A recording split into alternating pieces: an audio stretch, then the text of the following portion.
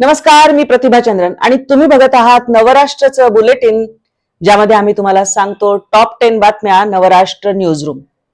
आजच्या ज्या महत्वाच्या राज्यातल्या घटना घडामोडी आहेत त्यामध्ये मुंबईचा रेल्वेचा अपघात अर्थातच आहे आणि त्याशिवाय क्रीडा क्षेत्रातल्या असोत की गुंतवणुकीच्या बातम्या असोत, या सगळ्या बातम्या तुम्ही या टॉप 10 बुलेटिन मध्ये बघणार आहात आमच्या मुंबईच्या न्यूजरूम मधून.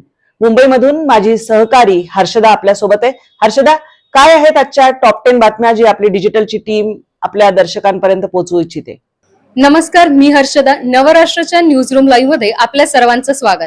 नवराष्ट्र न्यूजरूम लाईव्हच्या माध्यमातून दररोजच्या महत्वाच्या घडामोडी आपण जाणून घेत असतो. आजची सर्वात मोठी बातमी आहे लोकल प्रवासी अपघाताची. याबद्दल आपल्याला सविस्तर माहिती सांगणार आहेत श्वेता. श्वेता, काय सांगाल आजच्या लोकल प्रवासी अपघाताबद्दल? आजची मोठी बातमी बघायला गेलं तर मुंबई लोकल आहे. नक्कीच मुंबई लोकल सकाळी म्हटलं तर प्रवाशांची प्रचंड गर्दी असते आणि ही घटना सकाळी 9:30 वाजता झालेली आहे. दोन्ही लोकल ही मुंब्रा ते दिवामध्ये घटना असून दोन्ही लोकल आजूबाजूने जात असताना यामधून प्रवासी खाली पडले. त्याच्यात जवळजवळ 10 ते 12 प्रवासी होते. यामध्ये 6 प्रवाशांचा मृत्यू झाल्याची माहिती रेल्वेकडून मिळालेली आहे, तर 2 प्रवासी अजूनही जखमी आहेत. यावरती राजकारणातूनही प्रतिक्रिया व्यक्त होते. पण ह्या गर्दीवरती ही गर्दी कधी बंद होईल असं अनेकांकडून प्रश्न उपस्थित होते. तर ह्याकडून रेल्वे प्रशासनाकडून महत्वाचा निर्णय घेण्यात आले, तो म्हणजे की ऑटो दरवाजे असणार आहेत. आता ज्या नवीन लोकल आता पुढे येतील भविष्यामध्ये तर त्याला ऑटो दरवाजे असणार आहेत. त्याच्यामुळे प्रवाशांची अशी दुर्घटना पुन्हा घडणार नाही असं रेल्वेकडून सांगण्यात आलेलं आहे. तर त्यानंतर क्राईम क्षेत्रामधून दुसरी बातमी येते ती राजा रघुवंशी याच्या मृत्यू प्रकरणाची मोठी बातमी समोर येते. ती म्हणजे राजाचा मृतदेह सापडल्यानंतर बराच वेळ त्याची पत्नी सोनम ही बराच वेळ बेपत्ता होती अशी माहिती होती. पण आज तिला मध्य प्रदेशामधून तिला अटक केलेली आहे. तिनेच हा कट रचला होता अशी पोलिसांकडून माहिती देण्यात आली आहे. तर नंतरची बातमी ती व्यापारमधून शेअर मार्केटच्या पाहायला गेले तर आठवड्याची सुरुवात चांगली झालेली आहे. शुक्रवारपासून शेअर तेजीमध्ये आहेत असं बोलायला काही हरकत नाही. तसेच रेपोचे दर कमी झाल्यामुळे शेअर बाजाराचा परिणामही दिसून येतोय. तसं बँकिंग सेक्टरमध्येही सर्वाधिक शेअर वधारलेले आहे. त्यामुळे नक्कीच तुम्ही जर गुंतवणूक करत असाल तर नक्की शेअर मार्केटमध्ये आज करायला काही हरकत नाही. थँक्यू हर्षदा. थँक्यू श्वेता. यासोबतच रेल्वे प्रवासी अपघाताची बातमी आपण ऐकली, त्यासोबतच रेल्वे संदर्भातली एक दुसरी महत्वाची बातमी आहे, त्याबद्दल आपल्याला हर्षदा जाधव सांगणार आहे. IRTC वरून अनेक लोक तिकीट बुक करतात, पण या तिकिटांमध्ये खूप घोटाळे होत असतात आणि स्कॅमच्या घटना सुद्धा घडतात. अशा स्कॅमच्या घटना रोखण्यासाठी आता IRTC ने एक निर्णय घेतला आहे. ज्या युजर्सचं अकाउंट आधारने व्हेरिफिकेशन केलेलं नसेल ते युजर्सचं अकाउंट आता बॅन केलं जाणार आहे आणि आतापर्यंत 2.5 करोड युजर्सचं अकाउंट ऑलरेडी बॅन करण्यात आलेलं आहे. आणि आता अशी सूचना जारी करण्यात आली आहे की ज्या युजर्सने अजून व्हेरीफाय केलं नाहीये त्यांचं अकाउंट त्यांनी लवकरात लवकर करावं, अन्यथा त्यांचं अकाउंट बॅन केलं जाईल.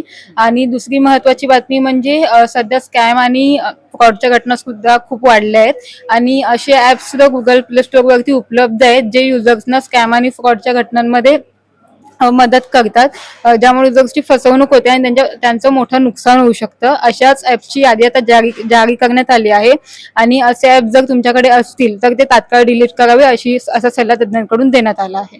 थँक्यू. थँक्यू हर्षदा. यासोबतच क्रीडा क्षेत्रातील महत्वाचे अपडेट्स काय आहेत आपण शुभांगीकडून जाणून घेणार आहोत. शुभांगी, आजचे क्रीडा क्षेत्रातील महत्वाचे अपडेट्स काय आहेत? 20 जून पासून भारत विरुद्ध इंग्लंड यांच्यामध्ये 5 सामन्यांच्या कसोटी मालिकेला सुरुवात होणार आहे आणि या आधीच मोठी अपडेट समोर आले आहे की भारताचा उपकर्णधार ऋषभ पंत याच्या हातात झाले आहे, परंतु नंतर त्याची दुखापत ही फार गंभीर नाही असे सांगण्यात आले आहे. धन्यवाद. थँक्यू शुभांगी. मनोरंजन क्षेत्रातील महत्वाच्या घडामोडी आपण सायलीकडून जाणून घेणार आहोत. सायली, आजच्या मनोरंजन क्षेत्रातील महत्वाच्या घडामोडी काय? मनोरंजन क्षेत्रातून महत्वाची घडामोड जी समोर आली ती म्हणजे the great Indian Kapil Sharma show season 3 हा लवकरच सुरू होणार आहे आणि हा सीझनचे 2 भाग ऑलरेडी हिट झाल्यानंतरला आता नेटफ्लिक्सने चाहत्यांसाठी मोठे सरप्राईज आणले आणि ते म्हणजे या शो मध्ये अर्चना पुरन सिंग आणि नवजोत सिद्धू हे दोघेही जज करताना हा शो दिसणार आहे, ज्यामुळे प्रेक्षकांचं दुप्पट मनोरंजन होणार आहे. ऑटोमोबाईल क्षेत्रामध्ये या आठवड्यात काय नवीन लॉन्च होणार आहे आपण मयूर कडून जाणून घेणार आहोत. मयूर. जसं भारतीय मार्केटमध्ये इलेक्ट्रिक वाहनांची जी डिमांड आहे ती दिवसेंदिवस वाढत चालली आहे आणि ग्राहक देखील पेट्रोल किंवा डिझेल वाहनांपेक्षा इलेक्ट्रिक दुचाक्या म्हणा किंवा इलेक्ट्रिक कार म्हणा यांना जास्त प्रोत्साहन देत आहे. खरेदी त्यांची जास्त करत आहे. आता लवकरच भारतातील आघाडीची दुचाकी कंपनी सुझुकी त्यांची सुझुकी EXS ही नवीन स्कूटर भारतात लॉन्च करणार आहे. येत्या 11 जून 2025 रोजी ही स्कूटर अनधिकृतपणे भारतात लॉन्च होणार आहे. आणि या स्कूटरच्या रेंजबद्दल बोलायला गेलं तर फुल चार्ज केल्यानंतर ही स्कूटर 95 किलोमीटर पर्यंत रेंज देईल. आणि याच्या किमतीबद्दल बोलायचं गेलं तर स्टार्टिंग प्राइस ही 1 लाखांपासून सुरू असणार आहे स्कूटरची. थँक्यू मयूर. यासोबतच या सर्व क्षेत्रांसोबत हेल्थ सेक्टर हा देखील अतिशय महत्वाचा असतो.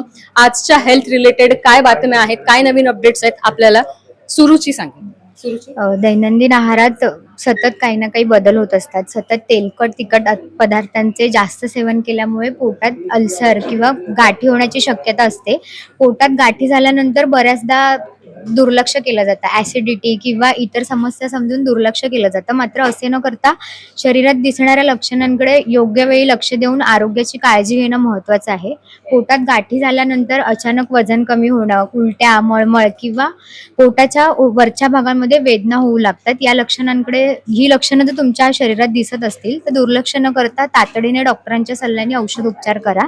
याशिवाय पावसाळ्यात पाय जास्त खराब होतात. पायांना चप्पल लागण्याची शक्यता असते किंवा शू बाईट होण्याची शक्यता असते. यामुळे पायांवर डाग राहतात. हे डाग घालवण्यासाठी तुम्ही घरगुती स्क्रब तयार करू शकता.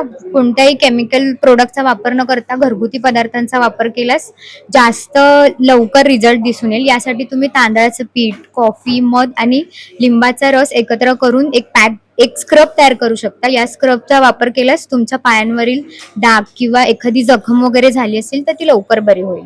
थँक्यू. थँक्यू सुरुची. या होत्या आजच्या दिवसभरातील महत्त्वाच्या घडामोडी आणि दररोज अशाच देशभरातील महत्त्वाच्या घडामोडी जाणून घेण्यासाठी नवराष्ट्र.com ला फॉलो करा. धन्यवाद हर्षदा. तर या होत्या आजच्या टॉप 10 बातम्या. तुम्हाला हे बुलेटिन कसं वाटतं याबद्दलची तुमची मतं आम्हाला अवश्य कळवा आणि चॅनलला सबस्क्राईब करायला विसरू नका. धन्यवाद.